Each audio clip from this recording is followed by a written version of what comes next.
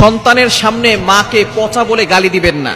অনেক বাবা এমন রয়েছে, অনেক দাদা দাদি এমন আছে, মা যদি সন্তানকে শাসন করে তখন ওই সন্তানকে, শিশু সন্তানকে বাবা অথবা দাদা দাদি অথবা নানানি বলে তোমার আম্মু পচা, অথবা তোমার আম্মুকে বকা দিব, তোমার আম্মুকে মাইর দিব। এই ধরনের কথা খবরদার কখনো বলবেন না।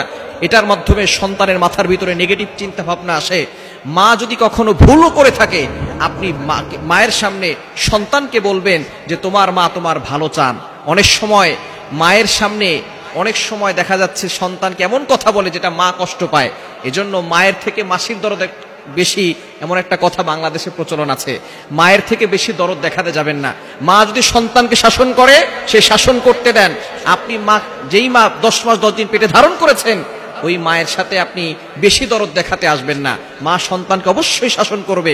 ভুল করলে আপনি পরবর্তী সময় তাকে বুঝাবেন, তবে কখনো সন্তানকে বলবেন না তোমার মা পচা, তোমার মা এমন। সন্তানকে বলবেন তোমার মা তোমার জন্য যেটা করবে ভালোর জন্য করবে, তোমার মা তোমার ভালো চান। এটাই সব সময় আপনার স্ত্রীর সাথে এমন ব্যবহার করবেন।